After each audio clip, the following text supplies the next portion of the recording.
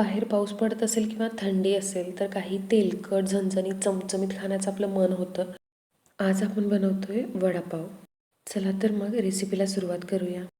इथे फर्स्ट स्टेपमध्ये आपण वडापावचं कोटिंग बनवून घेणार आहोत. कोटिंग बनवण्यासाठी मी 3 चम्मच इतकं बेसन घेतलेलं आहे. आता ह्याच्यामध्ये आपल्याला ओवा क्रश करून टाकायचा आहे. ओवा क्रश करून टाकला तर त्याचा फ्लेवर छान उतरतो. त्याच्यानंतर चवीपुरतं मीठ ॲड करायचं आहे.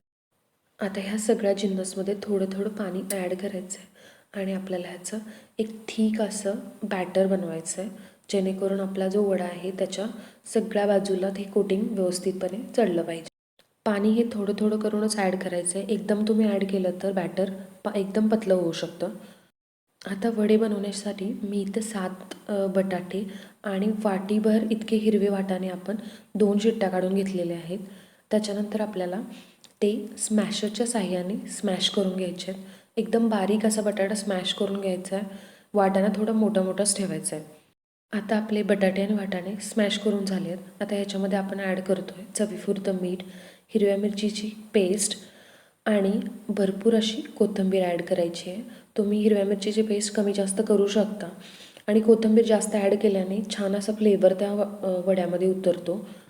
आता नंतर आपल्याला याच्यामध्ये ॲड करायचं आहे 1 चम्मच हळद, साबूत धने, साबूत जिरे, साबूत बडीशोप आणि धनेपूड आणि आपण ह्याच्यामध्ये गरम मसाला आणि क्रश करून ओवा पण घालायचा आहे. आता हाताच्या साहाय्याने आपल्याला हे सगळे जिन्नस एकत्र करून घ्यायचे आहेत. तुम्ही ह्याच्यामध्ये थोडासा गरम मसाला किंवा चाट मसाला पण यूज करू शकता. आता आपले हे सगळे जिन्नस एकत्र करून झालेले आहेत. आता आपण गॅसवर एका कढईमध्ये तेल गरम करायला ठेवायचं आहे वडे तळून काढण्यासाठी. तोपर्यंत आपण इकडे वडे बनवून घेणार आहोत. वडे आपल्याला लाडूसारखे गोल वळून घ्यायचे आहेत. हे पहा असे वडे आपल्याला हाताच्या साहाय्याने छोटे छोटेच वळून घ्यायचे आहेत. कारण की आपण ज्यावेळेस तेलामध्ये तो वडा सोडतो त्याचे जे कोटिंग असतं बेसनचं कोटिंग, त्याच्यामुळे तो वडा फुगला जातो. त्यामुळे आपले वडे मोठेच होणार आहेत आणि त्याच्यामुळे आपण छोटे छोटे असे हाताच्या साहाय्याने वडे ओळून घेतलेले आहेत. आता आपण ते कोटिंग कसं लावायचं हे बघायचं आहे. मी इथे एक वडा घेतला आहे, तो बेसनच्या बॅटरमध्ये टाकला आणि चम्मचच्या साहाय्याने त्याला व्यवस्थित कोट करून घेतलं आहे.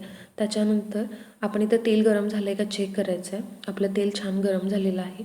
फ्लेम आपल्याला लोच ठेवायची आहे, जेणेकरून आपण ज्यावेळेस वडा त्याच्यामध्ये टाकतो त्याच्यानंतर जर फ्लेम हाय असेल तर खालून वडा आपला करपण्याची शक्यता असते आणि तुम्ही हाताच्या साहाय्याने जर आपण वडा टाकला तर जिथे आपलं बोट लागलेलं असते तिथे बॅटर कमी पडण्याची शक्यता असते. त्यामुळे चम्मचच्या साहाय्याने व्यवस्थितपणे आपण इथं वडे बॅटरमध्ये कोट करून त्याच्यानंतर आपण तेलामध्ये सोडतो. हे पहा सगळ्या बाजूने आपले बॅटर लागलेलं आहे आणि छान वडे असे आपले तळून होत आहेत. फ्लेम लोच ठेवायची आहे आणि ज्यावेळेस आपले वडे पूर्णपणे त्याच्यामध्ये टाकून झाले त्याच्यानंतर आपल्याला फ्लेम लो टू मीडियम इतकी ठेवायची आहे. आता आपण फ्लेम लो टू मीडियमवर ठेवणार आहोत.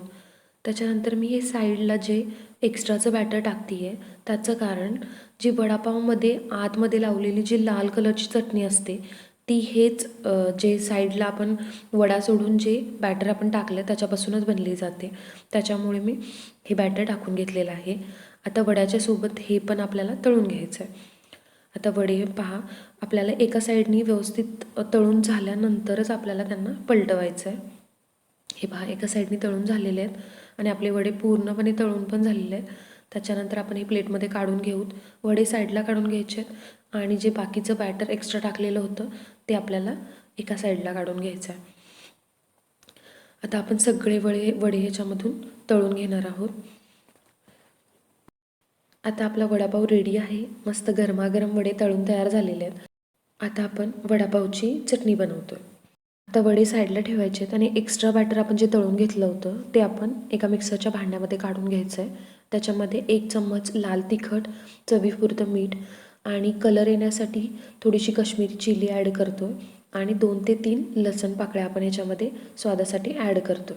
त्याच्यानंतर मिक्सरमधून आपल्याला हे गर्भ असं काढून घ्यायचं आहे. हे पहा आपली वडापावची चटणी रेडी आहे.